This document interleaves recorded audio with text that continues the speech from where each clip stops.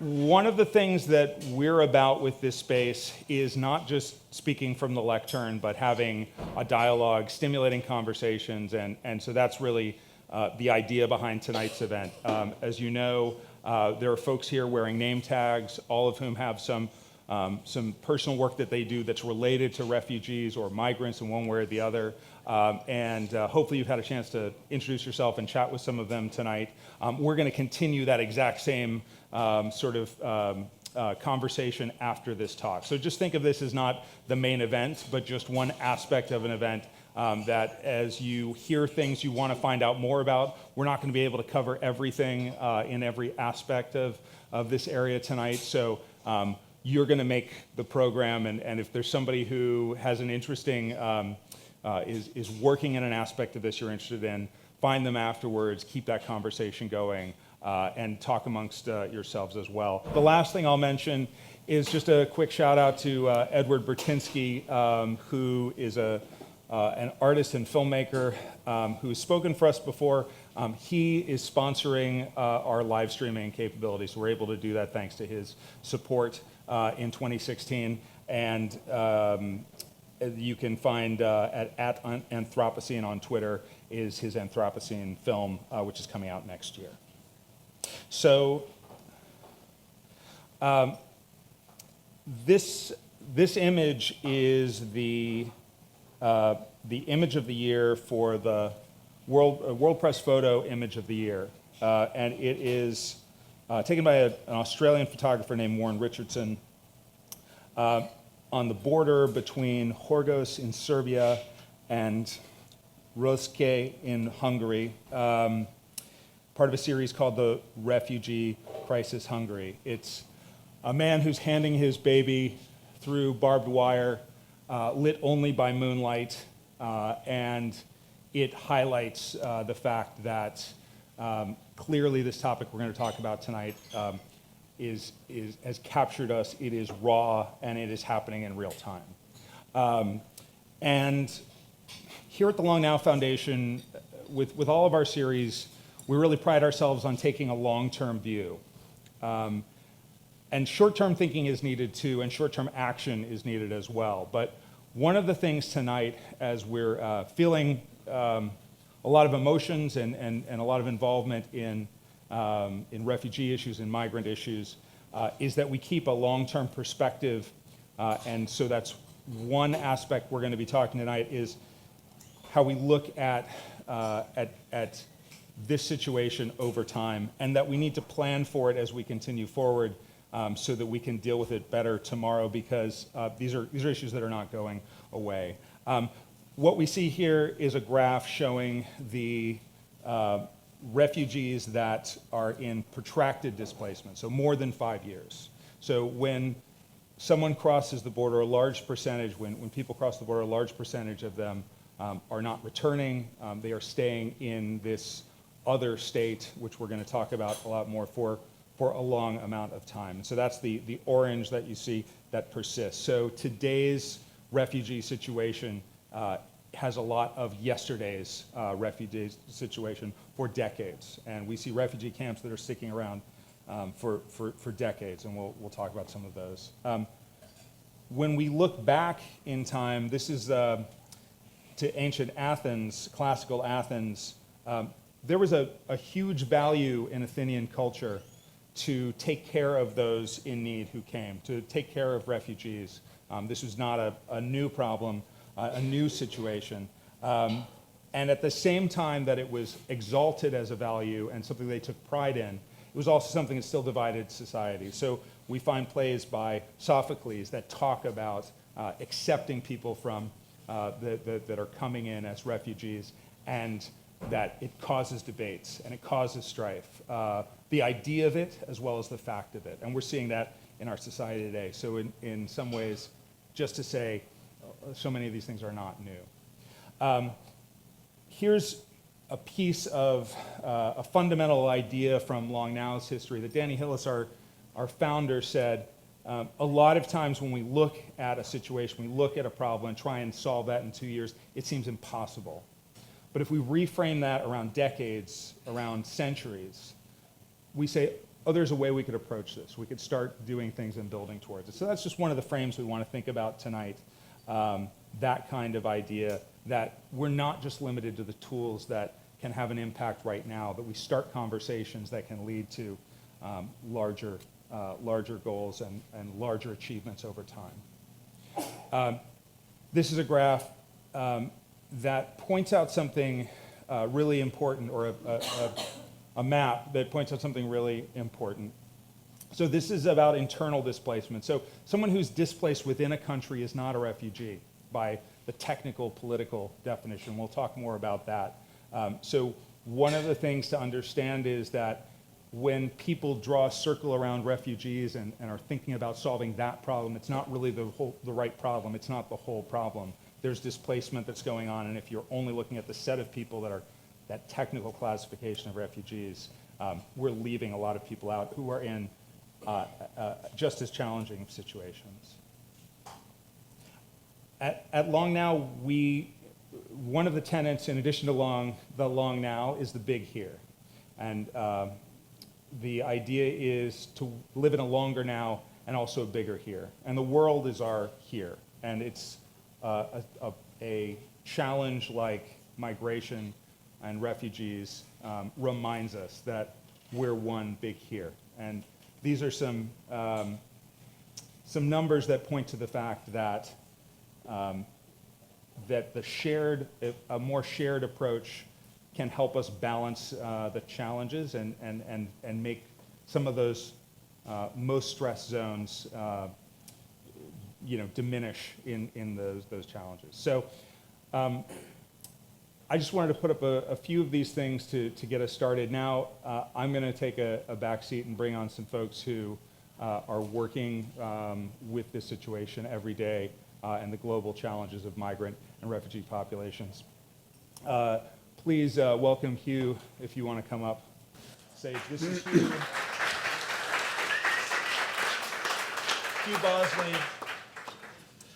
And Hugh, I'll give you, you want to walk us through, tell us a little bit, first of all, about your organization and your relation to. First, I want to thank Michael for organizing this. He's put a lot of work into this. We actually started having this conversation about a year ago.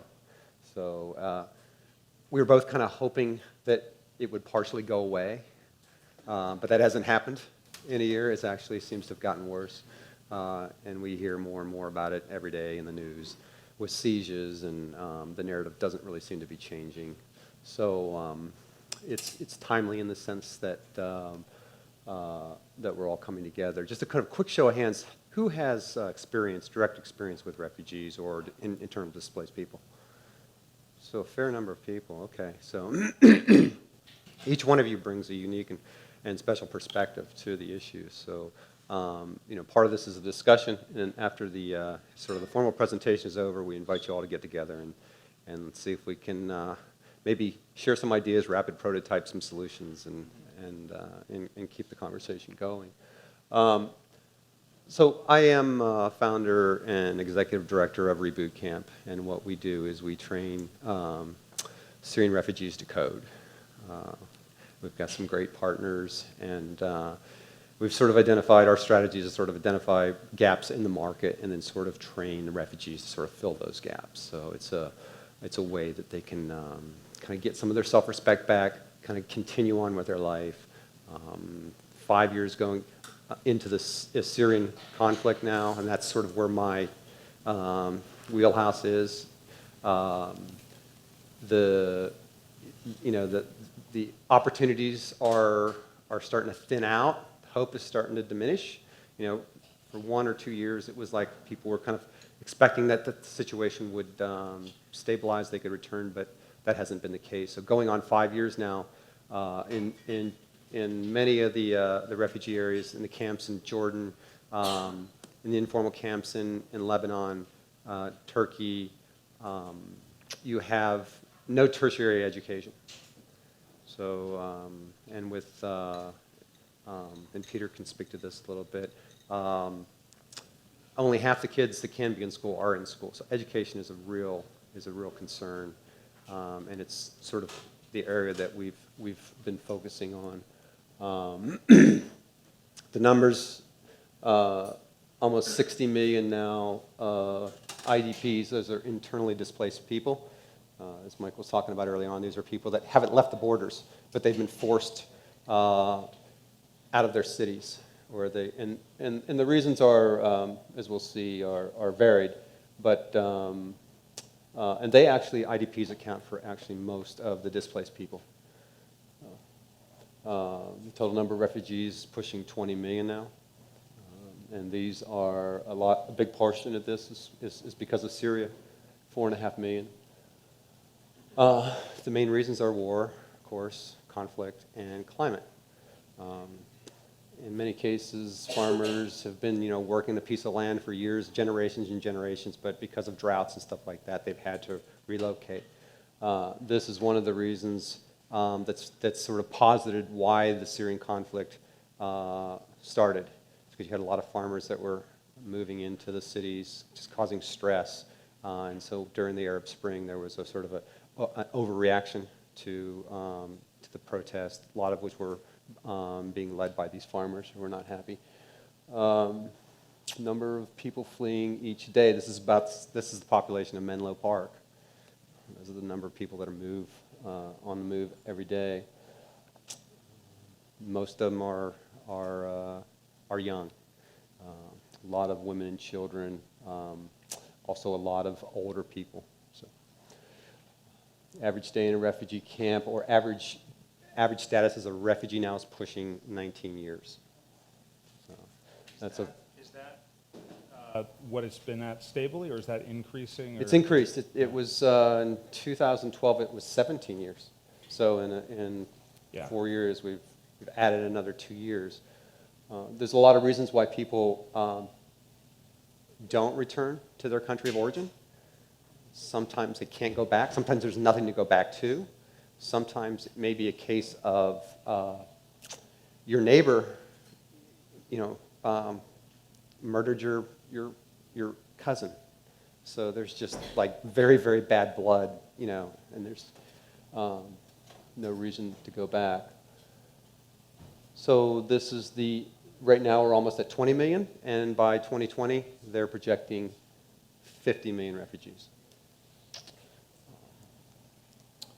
And of course, the Syrian problem is one of the reasons why I'm here today. Just a little background. I've been working with the UN now for about 3 years, and we started doing athletic programs in what was like the third largest refugee camp at the time, was Zatari refugee camp in North Jordan. And from that, we got involved in the education. But 4.8 million Syrian refugees, about 800,000 in Jordan, 1.5 million in Lebanon, 2.5 million in Turkey, and the balance are sort of spread out through Iraq and now Europe. And this is just this is sort of where I've been operating in Zatari, and this just goes to show sort of the rapid development and how it sort of grew organically. It's actually the largest concentration of Syrians outside of Syria.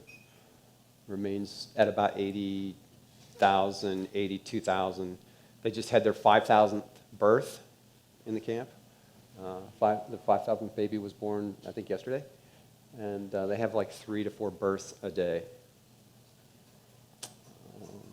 And that's generally the average size, 85,000. Most are younger than 18. Only half the kids are in school. Why is that? In many cases, the parents keep them out of school to work. And you say, well, what kind of work gets done in a refugee camp? Well, Zatari is like has this whole sort of black market economy going on. There's 3,000 businesses in Zatari right now. So kids do everything from make concrete to, deliver pizza. And most of the refugees actually live outside the camps. And this is because there's more opportunities in the cities. Even though the refugees are not allowed to work, Syrian refugees are not allowed to work, in Jordan, Lebanon, Turkey, they do. Probably 80% of them work. The government doesn't enforce it because they're doing jobs that nobody else wants to do, much like the migrant labor here.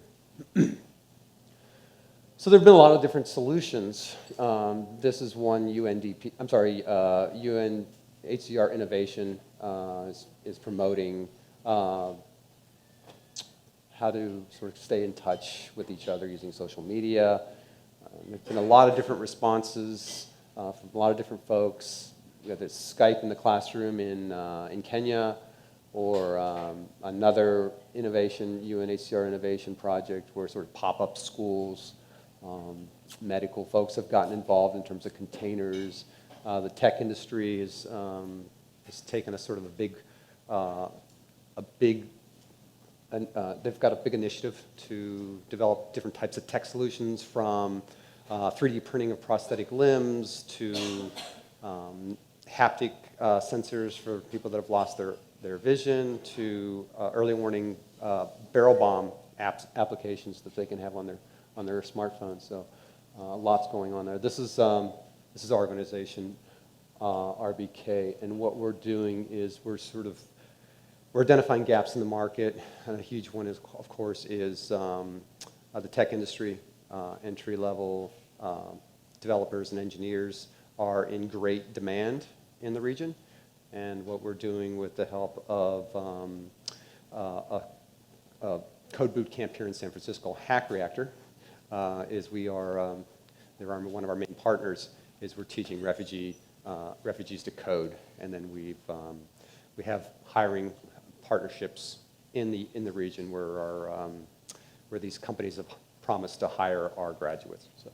And on that, let's stay on that for a second. So one of the things you're doing is it's not exclusively for the refugees, right? That helps sort of. So in any good humanitarian practice is you train an equal number of refugees and host nationals. So in this particular case, we are training half Syrian refugees and then half Jordanian nationals, but we're targeting the at-risk populations. There's areas in Jordan, like Zarqa. It's a Salafist stronghold, and they supply more fighters to ISIS than any other city in the world by just a major amount. So we're identifying at-risk kids in these areas, also in the border areas where unemployment is like 80%. And they have right now, they've got a choice between an AK-47 and an AK-47, depending on which side is offering them more money, because they're being recruited by ISIS, they're being recruited by Al-Shabaab, by the other extremist organizations. So we're giving them a third choice, a career. For the young women, the coping strategies are just as bad. It's basically teen marriage, either forced or volunteer. So you have these 13, 14-year-old girls that are sort of being kicked out of the house. If they don't want to go on their own, their parents are forcing them out or marrying them off in some cases to foreigners. So we're offering these young women also a sort of another choice. Why don't we, Natasha, do you want to come? Why don't we jump back for a second to this idea about the populations that are outside, and I think that's maybe a great place for you to say to come on. So as you know, we have a lot of experts in our midst, and several of them many of them are in the audience. So as if we call on you for a question and you're one of those folks, we'd love, or even if we don't know about your expertise yet, we'd love you to stand up and just briefly sort of say who you are and your background, how your relation to this is. And Natasha's going to give us a great example of that to start us off. Sure. My name is Natasha Iskander. I'm a professor at NYU. I'm on sabbatical this year, and I am at Stanford for the year at the Center for the Advanced Study of the Behavioral Sciences. I always get that wrong, but not tonight. So I don't work on refugees specifically. I work on migration writ large. And my contribution here tonight is maybe to frame this question around what we understand the refugee crisis to be and how we define, or distinguish rather, refugees from migrants. So the concept of a refugee is actually a legal concept that emerged in the immediate post-war years The convention was ratified in 1951. And it is a distinction that grew out of the failure of European countries, primarily, to deal with the World War II refugees, the massive movement of people who had been displaced by this cataclysmic event. This is the distinction that we still use, and we haven't deployed it or thought through it as deliberately as we've been thinking about it over the past 5 years, because the major refugee crises or the major forced displacements of people have been in areas that have received far less coverage in the US and in Europe, so primarily sub-Saharan Africa, and with internal displacement in sub-Saharan Africa and Latin America, Colombia primarily. Colombia has a huge internally displaced persons problem. In fact, it was interesting in your map that the causes for displacement were all natural disasters. But in fact, in Colombia, the major cause of displacement is actually violence and civil war. So my understanding is that it might be helpful to present a little bit of the long now. Yes? Well, Would that long be now helpful? is always welcome. Right, so this notion is a notion that emerged right after World War II. And for the US, the North Atlantic region, and Europe, migration has been, for the most part, this steady, regulated flow of people. It's been, there have been labor movement accords, right? So Europe imported guest workers from North Africa, from Turkey. The US signed the Bracero program with Mexico, and kind of these regulated flows that had informal, undocumented components, but no big spikes. The big spike is what has drawn our attention. The big spike to Europe has drawn our attention to the refugee crisis today. Lebanon and Turkey and Jordan have experienced these flows in big numbers, really since the beginning of the Civil War. The US in particular has in its history, and I know there's an American historian in our audience here, so I may stand corrected, but in its history, the US has experienced these big spikes and has not had the same kind of anxiety around these big spikes in the past. So one example that for me is very poignant is the Irish potato famine. So Ireland, between 1847, and which was the first year of the famine, and 1851, lost 1.5 million people. And it was a population in, I don't know, the census, the last census before the famine listed the population of Ireland at 8 million. So that's an equivalent number to the kind of displacement proportionally that you see from Syria today. And most of the, a huge number of Irish ended up in New York, in Boston, in Philadelphia, and in Montreal, Toronto. They traveled across the Atlantic in slave ships that had been repurposed for the movement of Irish immigrants. And Manhattan, which in 1847 had a population of 300,000, received 200,000 Irish people in 2 years. And its population grew by 1/4. So did the population of Boston, Philadelphia. There's one more city that I'm forgetting. Baltimore, maybe? No, Chicago didn't get a lot of Irish. They got a lot of Germans who moved to the Midwest. But these populations were not tagged as refugees. They were just seen as migrants, and the cities that received them absorbed them. We didn't tag them differently. The tagging of refugees as distinct from migrants is a new phenomenon, as is the sense that the cities in Europe and North America cannot absorb them. We have in the past, and it wasn't as traumatic as one might think, right? So it shaped our understandings of things like infrastructure and poverty, but basically, we have in the past had this capacity, and it's this new tagging that has transformed our vision of what we can absorb and what we can't absorb. And I just want to say 2 words about this tagging, and then maybe I'll turn the microphone over. There's a representation of refugees as, it's almost like a sanctification, right? They are fleeing persecution. And it's a particular kind of understanding of persecution. It's persecution that is generated by a state body or its equivalent. It's not random violence in your neighborhood, which is why we have such a difficult time understanding refugee flows or people fleeing violence in Central America. It's much more fraud, it's much messier. We have street gangs here. Why, so why are those people refugees? So there's a kind of understanding that this violence must be organized by some sort of official or quasi-official body. And there's almost a sanctification of refugees. They are innocent victims. We like to think of them as the people who got caught in the crossfire. And they are caught in the crossfire of a particular kind of violence. They're not fleeing economic necessity. They are not fleeing violence that grows out of different kind of tensions in their community or different forms of global commerce, like the drug trade.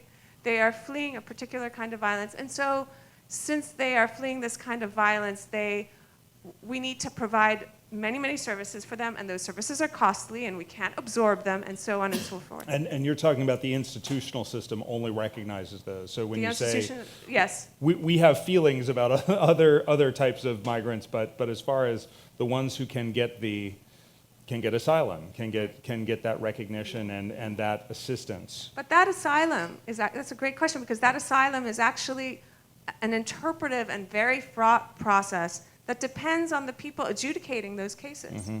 Is this really a legitimate form of violence, or is it not? So is this a legitimate claim, or is it not? But anyone who is fleeing or migrating because of extreme poverty or extreme violence that isn't represented in these politically palatable ways, or maybe, as has happened in the past, they are coming from a country that is our ally, and it is our ally that is oppressing people. So we're not going to that's not really violence. That's just obedience training. Yeah. Something, So they're just having an argument. That's it's right. not a That's right. Yeah, Anyway, they're not being oppressed. I'll end the comments there. That this is a rich and important topic. I'm really glad that we're here. Well, talking. this is great. So why don't you have a seat up here, Beverly? Would you mind coming up? And I'm going to have you come up, and I'm going to ask a question to see. So I'm really interested in something you just said. There's a notion, I keep thinking about it as I learn more about it, it's like, well, so they're filling out paperwork in these, is that some, if I know there are people here who've worked in, and Brevin, why don't you come up and have a seat, and we'll, let me see, for those of you who have worked in camps, who've been a part of camps, are there folks here who've been a part of that process of people applying for asylum and what that dialogue's like, what that process is like? Is anyone? Sergio? Are you here, Sergio? Do we have the other microphone? Here we go. Sergio, we got the mic here. Just quickly introduce yourself and make sure the microphone is on. Hey everybody, Sergio Medina. I'm the founder of RISE. It's Refugee and Immigrant Services. So the question is, as we're hearing about people that are applying for asylum, they're in a refugee camp, they would like to get asylum. What's that process like? Are they literally filling out forms? Is there a bureaucracy they're going through? How is that interpreted? Because one of the things we're seeing is There's two ways. Yeah. There's two ways to do it. One is one by one, and if you do it for 50 million people, it's going to take you decades to do it. Or you can do it en masse. Everyone in here is a refugee. Hugh and I are UN staff. We're all UN staff. You guys all come in. We can say, we're going to interview each and every one of you. Or we're just going to say, are you all from San Francisco Bay Area? Do you all get discriminated against because everyone thinks you're wealthy? Okay, so we're gonna say everyone here meets that definition, and you guys are all de facto refugees. And so what we'll do is we'll issue a de facto number, right, to this group of San Francisco Bay Area discriminated against because they're a wealthy group. And then you guys will come in and you say, hey, you guys can go to the camp, you guys can go to Oakland and try to find a job. So it sort of happens like that. There's no single point of entry into a country to get status. And- You're talking about massive, massive flows of people. There's all sorts of conventions, whether it's like, whether it's a European convention or an African states convention, a refugee convention, a Latin American Colombian states convention, just to complicate things. All right. Yeah. Well, thank you, Sergio. Round of applause for Sergio. And Beverly, where I thought would be a good point to connect with you on a couple things. Your expertise, and I'll let you introduce yourself, but your expertise in Europe and in Germany in particular, obviously Germany's reaction to this has been well covered and has controversy around it. But I know that you were also in Turkey, so I'd love to have you say something about your experiences last year in Turkey, but maybe, I don't know, Yeah, and make sure to hold the microphone very close. Yes, 'cause I'll that, hold the microphone. My name is Beverly Crawford, and I teach at UC Berkeley. I actually just retired from there. Congratulations. But I'm still teaching to keep my brain going, otherwise, who knows. I spent last summer in Turkey. I was there to do research on refugees and to do demographic research, because very little is known about, how many people are how old, and women and men and children. I mean, the UNHCR has these broad numbers that you put up here, but there's very little done on who the refugees are. So that's what we were doing. And as we went out to interview people, we realized how much they were suffering, and we always brought some diapers to the mothers and baby clothes and things that they needed. And throughout the winter, we brought, my colleagues brought coal and wood for them, so that we became kind of a research aid organization, I would say. We weren't incorporated. What interested me most and what upsets me a lot is that as Natasha was talking about, we have this UN Convention on Refugees, which only covers a particular group and not those fleeing certain kinds of violence, climate. There are so many climate refugees fleeing disasters, but countries who sign the Refugee Convention are obligated to accept a refugee on their soil. And the person will say, "I'm a refugee," and they are obligated to allow that person to apply for asylum. However, it's a catch-22, because they do everything they can to keep the refugees out. So you are legal if you're in, and you're actually legal if you're out, but since you're kept out, you have to go to Europe, let's say Europe, or even the United States, we know that, in an irregular way. And so many people are risking their lives to get the rights, the human rights that they are entitled to. And so 4,000 people died on the Mediterranean Sea last year.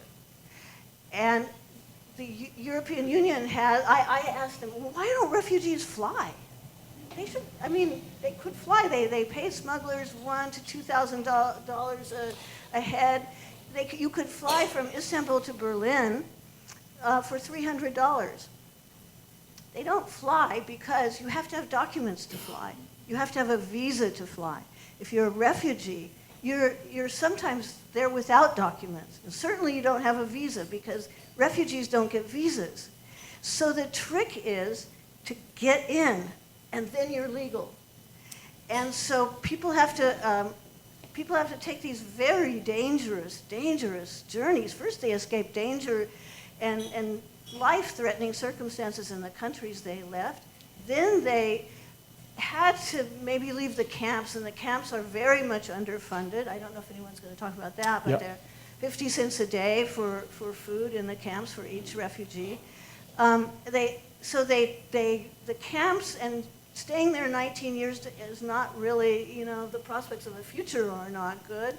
And so refugees want to go to places where they can work, places where they can have a livelihood, where they can live, where they can educate their children. And so they have to risk their lives yet again on this incredibly dangerous journey because the European Union will not let you fly and enter Europe, and the United States is the same, without a proper visa, even though you're legally entitled to this. And so now Europe is sending, now the NATO, the North Atlantic Treaty Organization, is sending warships into the Mediterranean Sea, and the pretense is we are going to pick up human traffickers, and we are not going to send refugees back because they're not really allowed by international law to do that. But there are no smugglers on the boats that bring refugees from Turkey to Greece. Yeah, so there's a film, I don't think I ended up showing it because the technology didn't line up, but I'll send out a link to this afterwards. I think it's called Journeyman TV, journeyman.tv. It's done a series of videos of various aspects of the refugee migration situation.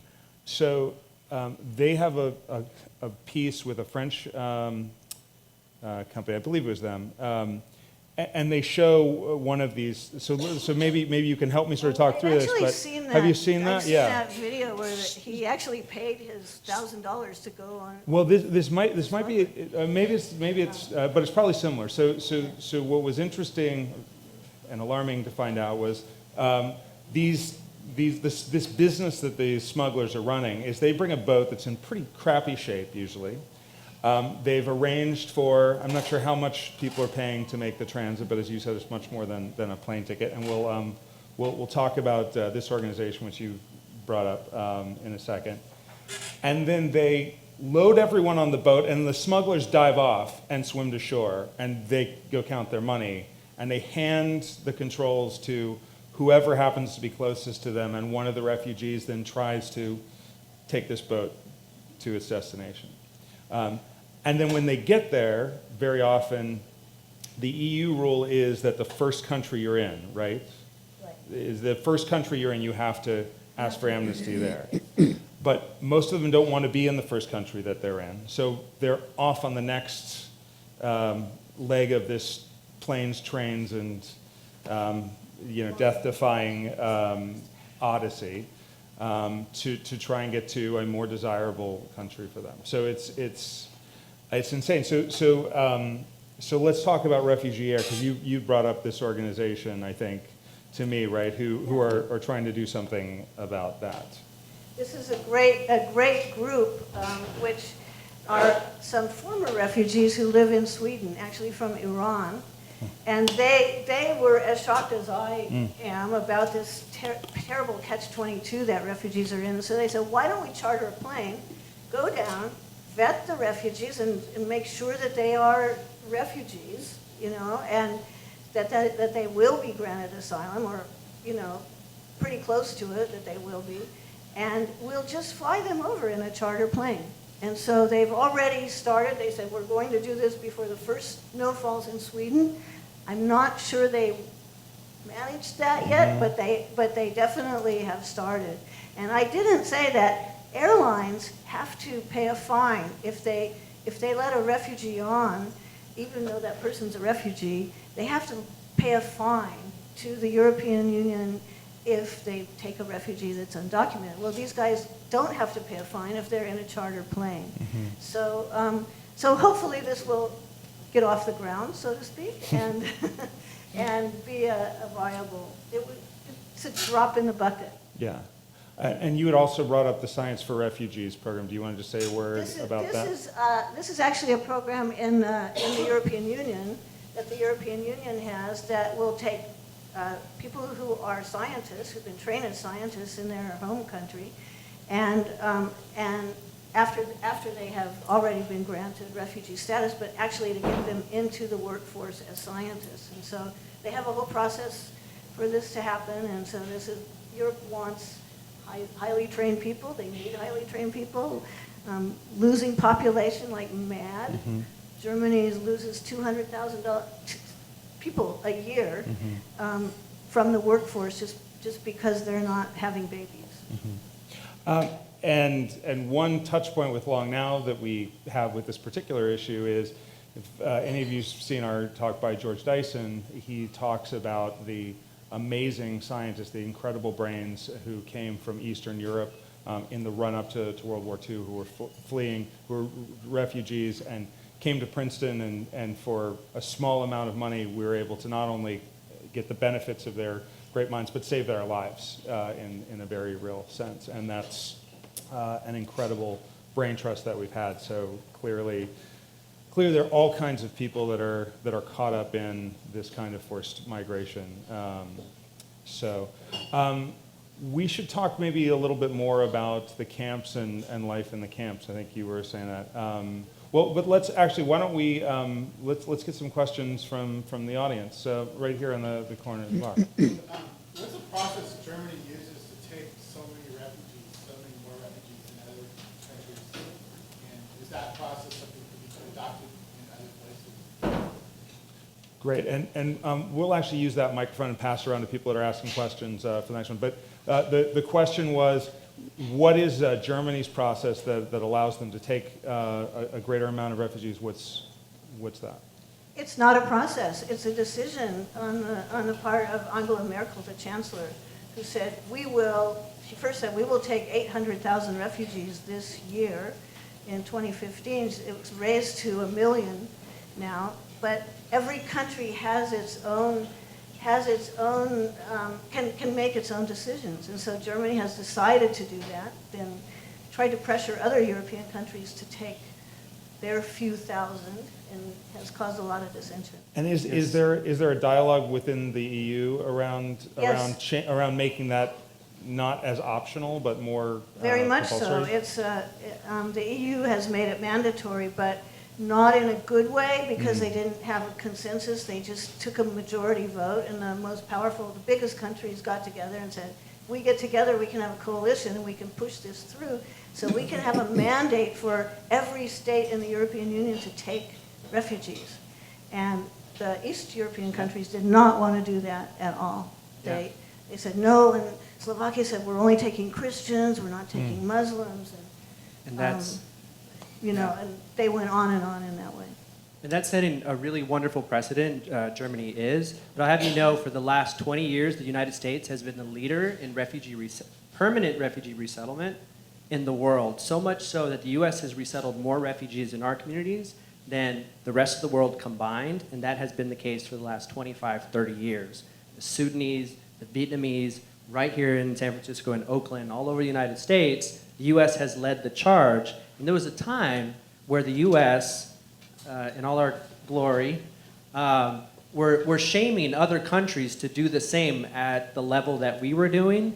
And if there's one issue that gets bipartisan support, you were talking about the sanctity of refugees as it's refugee issues. Republicans and Democrats support refugee resettlement in ways that they will never support, knock on wood, services for migrants who are different than refugees. But I think it's worth saying that the United States has always been the leader in refugee resettlement, and other countries like Germany are following suit, finally. And if they're going to do quotas, Australia's been great, UK, Canada, New Zealand, Sweden takes medical cases, but for the European Union to absorb the current wave, it's entirely possible. Not only is it possible, they're neighbors, and it should be happening at much higher levels. So Angela Merkel, wherever you are, thank you. And the Germans are so good at organizing these things. It's administratively not a problem. They're 350 million. But they're good at that. They're good at They're systems. doing it systematically, as only the Germans can do it. And I think They like it's, forms. They like their forms. Yeah, 350 million people in Europe and 1 million refugees. Europe needs these people. They need refugees. They need people to work. Europe's losing population. Yeah, no, I was just going to point out that the same year that they've been pointing out that Europe is losing population and that there's empty towns in Italy and Spain, it's the same year they're saying that they don't want all these refugees in the same countries, which is very ironic. And I'll, like I said, I want to send out that, I think I'm conflating two film pieces. There's another piece that shows an Italian crew, because there was a time when the Italians were particularly in charge of taking care of refugees. This is, I think, 2013, maybe 2013 when it was done. But then it was handed over to an EU force who were much less sympathetic to getting folks to the other side, in short. There's obviously very differing cultural attitudes towards accepting people as they're coming through. What other questions do we have? Let's over here. Thank you. I have two questions. The first one is, and let me preface this by saying I'm in favor of the free movement of people for whatever reason they want, and most of the Europeans I know are welcoming the refugees that are coming there. The Europeans that I know that are not say that there's a direct relation with equality, in that Northern Europe has very low Gini coefficients, and that by virtue of having people in those countries, it gives them a responsibility that the United States does not feel for its population. U.S. agriculture is dependent on undocumented workers in a way that's not the case in Europe, and in other countries like Colombia with a lot of IDPs, with Lebanon, the government does not in fact do very much for them. It doesn't feel that it has a responsibility or doesn't have the capacity to do that. So what is my answer to Europeans that say that? The second question I have is a general topic that I'm curious about that from the sort of long-term point of view, is that right now the Kremlin has positioned itself in a very adversarial way with the West. In my opinion, what the Kremlin is doing right now by the bombing campaign in support of the government of Syria is essentially creating a refugee tap that is splitting Europe, and he sees that and Putin sees that as in his interest. Do you see that as a future way, the creation of refugees as a tool of warfare in the way that cyber war or other forms of insurgency may be? Could that happen in other places? Thanks.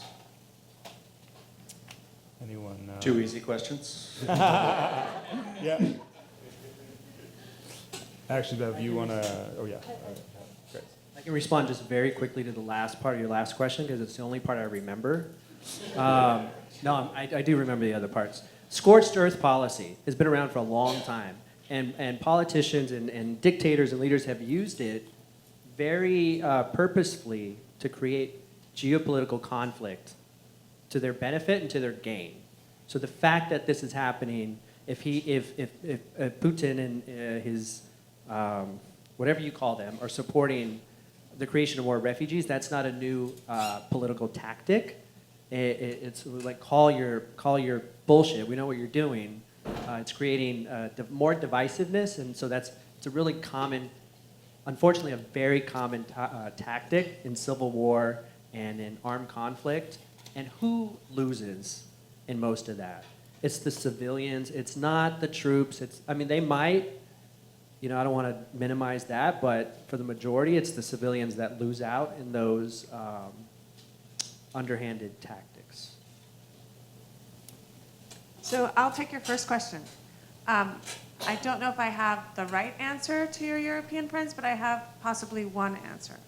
So in Jordan and Lebanon, where Palestinians have been a large portion of the population and have been long-term refugees, now 60 years plus, what you have is a kind of tiered labor market where Palestinians are allowed to do some jobs, but not all, and they're in a much more vulnerable legal position. So you have this kind of structured or engineered inequality, right? So what that means is that for someone in Sweden or someone in a Scandinavian country with a notion of citizenship that's organized around equality, right? And the state works very hard to redistribute resources among its populace.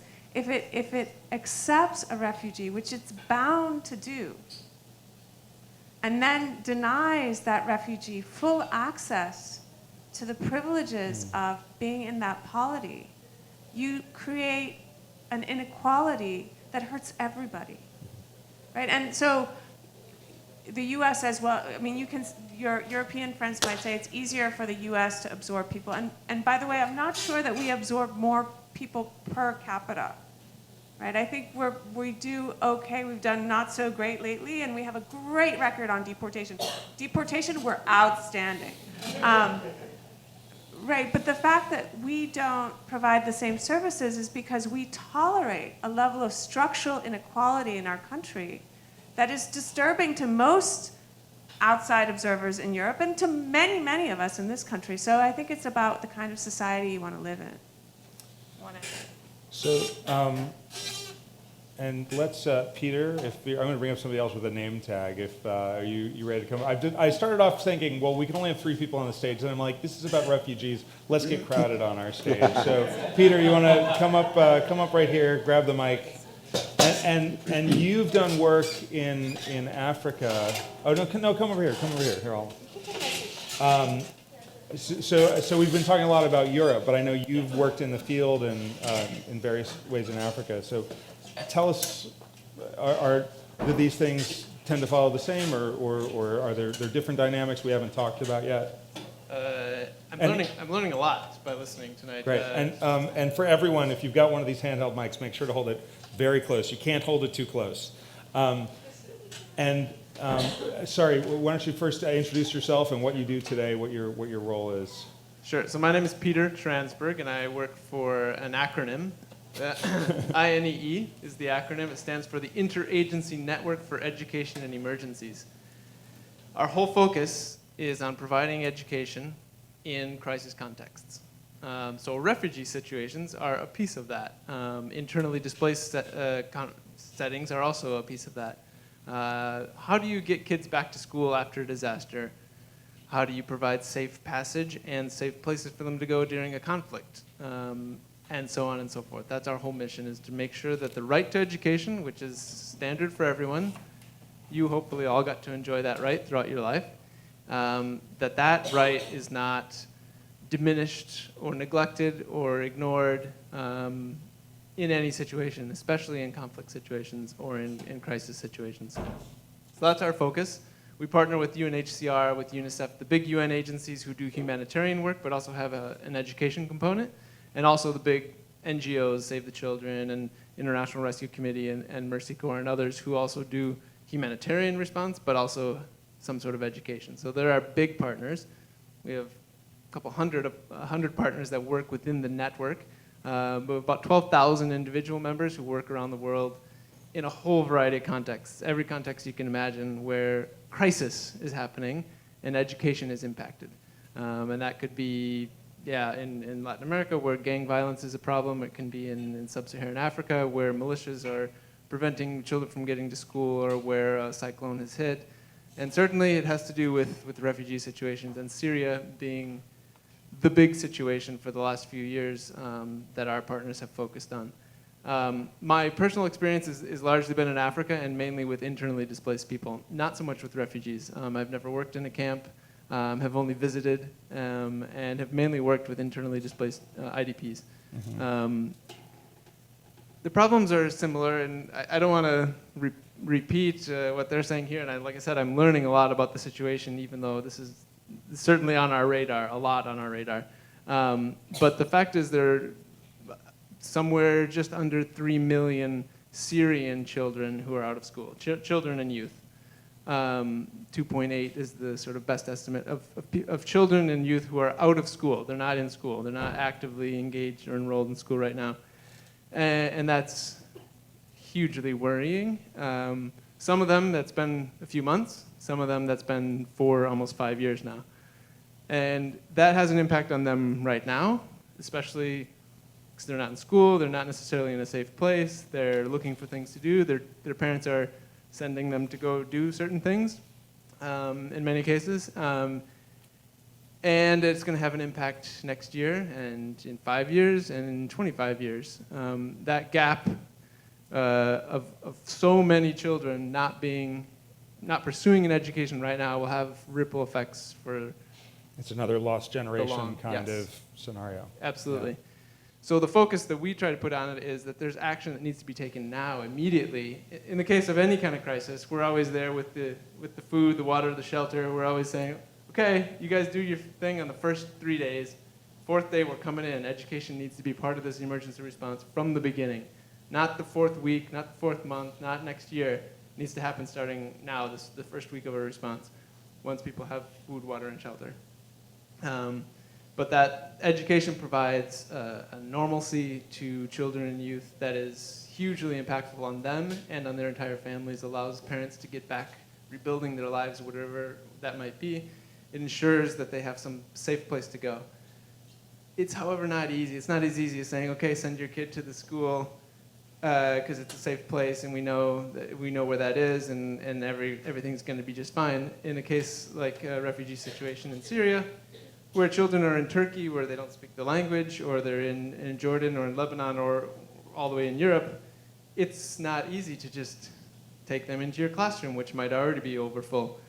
Teachers don't know how to deal with them, they don't know how to cope with them. So a lot of what we're doing is working with ministries of education and with the organizations who are providing education programming to learn how to do that. For your specific context, what do you need?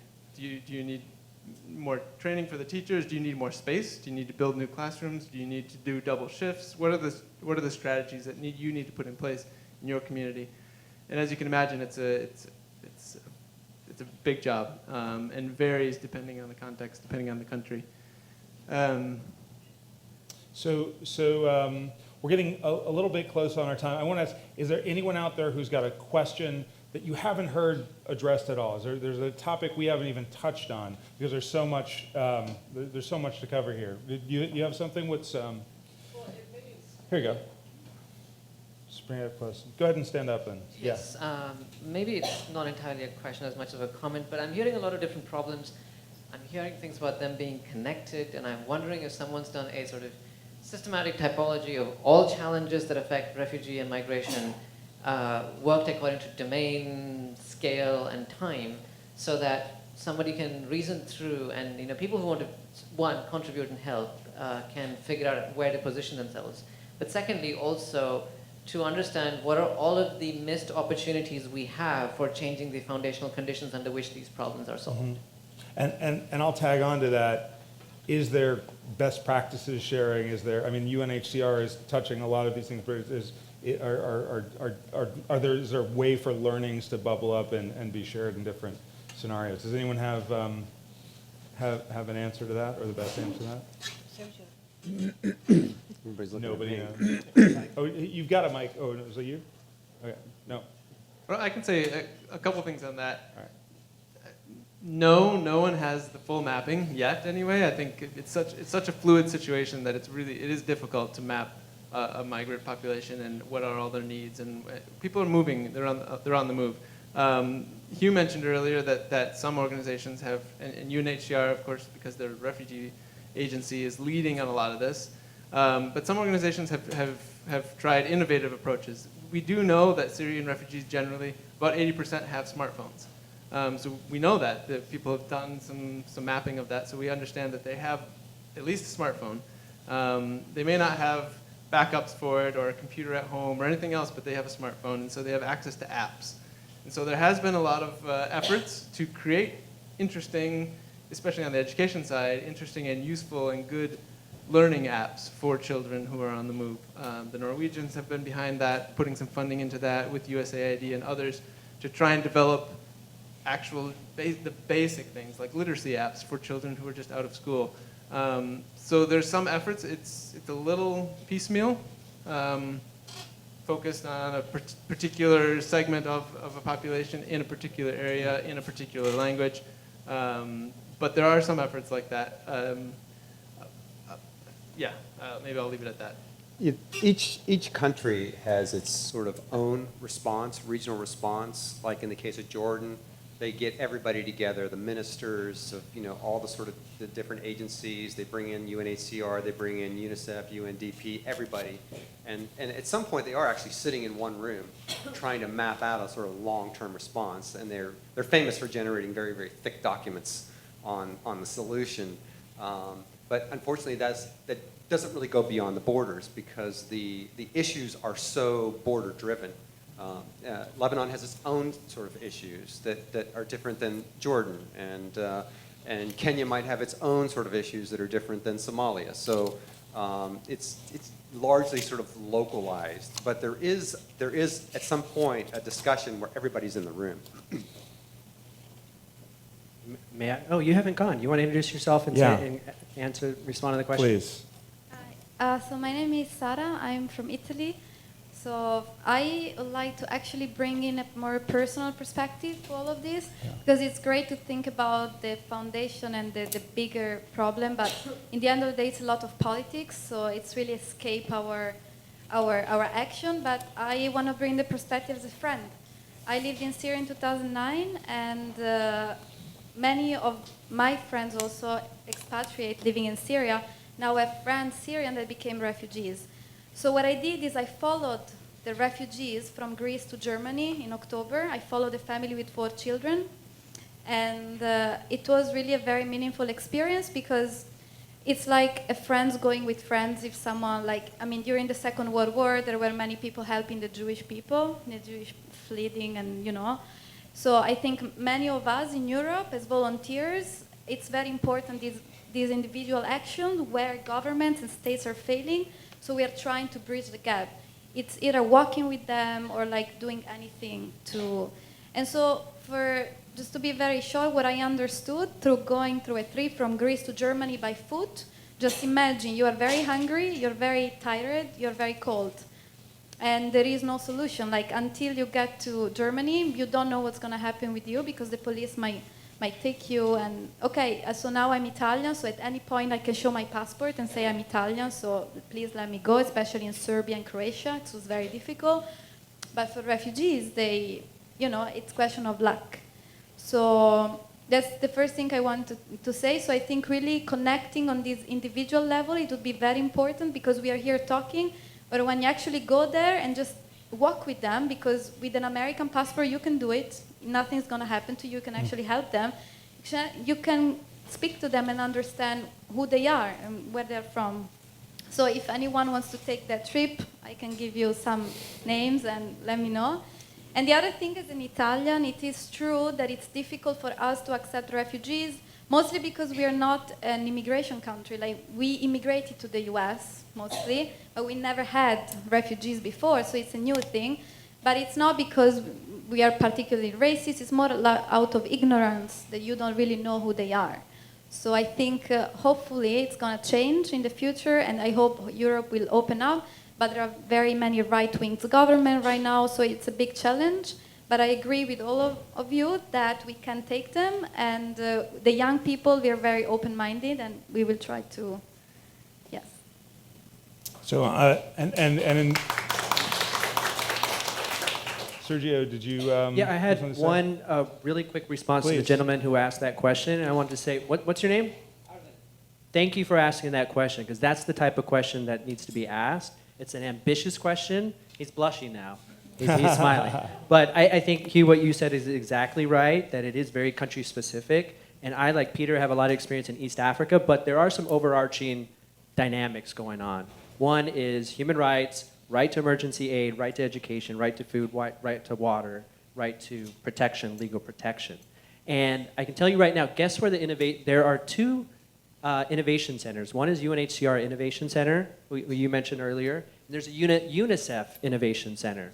But guess where the hubs of technological innovation for the UN are based in the world? No. She said San Francisco. Answer's no. Guess where they're based? Geneva and the Netherlands. Are you guys going to stand for that? So the fact that you asked that question says we need to create a little cell, sleeper cell. No, not sleeper cell. Maybe we scratch don't that. want to call it that. No, no, no, I no, don't, no, no. I don't think that's not An going to help. innovation cell here, because there are people who have worked all over the world who are here.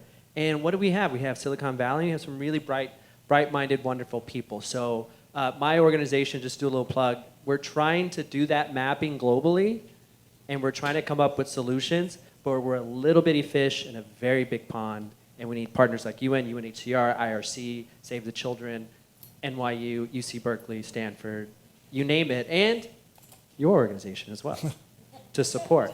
So there are, maybe this will be the start of a next meetup to think about those really big questions and how we solve them, because we got the brain power. Look at you guys, yeah. Thank you, everyone, for showing up. Like I said, please don't go away. Please keep this conversation going. Ask the question you didn't get a chance to ask here. I think we've just stirred up a bunch of thoughts. And I'm sorry, I'm forgetting your name. I'm meeting everybody on the fly. Oh, yeah, there we go. My name is Rahman Osman. Stand up, stand up. Yeah, tell us what your thoughts are, and then tell us what you're going to play for us. Okay. First of all, my name is Rahman Osman. I'm Kurdish from Syria. I've been here in the U.S. for 3 years and a half. I applied for asylum in the U.S. and still waiting for the decision. But I could have the opportunity to work here and have my life. So I think comparing to my people all over the world, I am very lucky. So because I know many of my friends, even my family, they scattered all over the world and they are suffering a lot. Even in the neighboring countries. So some maybe may think that maybe they will be more comfortable in the neighboring country because they know the language or from very close cultural aspects, but no at all. Even a few members of my family, they live in Iraqi Kurdistan now because I'm Kurdish. But at the same time, even though they even Iraqi Kurdistan, they have a lot of problems there right now.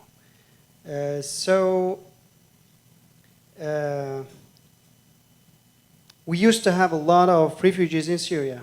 Me, myself, I was training English back home in Damascus for Iraqi refugees and some Palestinian refugees. I worked with the European Institute there called IECD. And we had Palestinian, Iraqi, Somalian, but I never thought that we, Syria, will be refugees in other countries. So I know it's very hard because I could have the contact or like a relationship with other refugees from the Iraqi people and the Palestinian. So I know the hardship of the being refugee in another country, but I know because I have now contact with my friends all over the world, Syrian, they have a lot of difficulties, more than the Palestinian and Iraqi had in Syria itself. So I would thank everybody who's coming here to talk about refugees, especially in the Syrian refugees, and thank you for inviting me here. I know he's doing a great job there in Jordan with his friends. Since I've been in the United States, I participated in many events like fundraising concerts for Syrians, Kurds, even Palestinian. By the way, I have BA in translation from Damascus University, and I used to teach English back home. But since I got here, I never thought that I would teach English in America because, you know, I work in garage doors right now. I learned how to fix garage doors here. And sometimes I think I will work in translation. But my passion is music. I've been playing this instrument called saz, which is a Kurdish instrument. We call it tambur or saz. It's developed from the original tambur, which is 5,000 years old. So I've been playing this instrument for 30 years now. I never studied music and never studied this instrument. I just started playing it at home when I was like 10 years old. And I think I'm professionally playing it.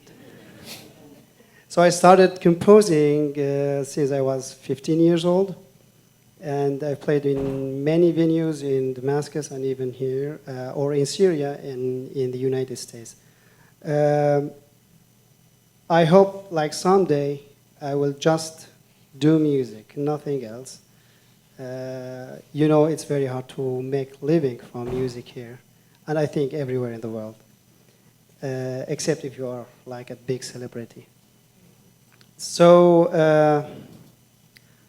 I will participate here now with some music maybe, which is the language of the world. It's a universal language, and something of my composition. And I hope you will enjoy it. Thank you.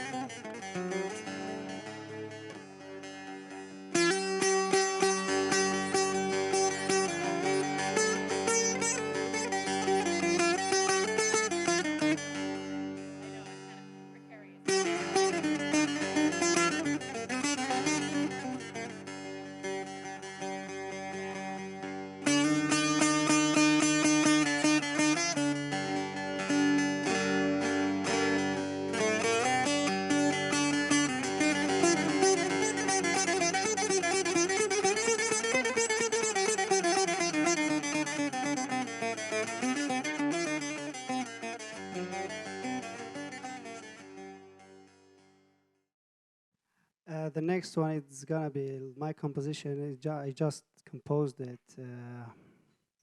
It's reflecting my feeling about the whole thing that's going in my home with all these refugees, and I hope you will enjoy it.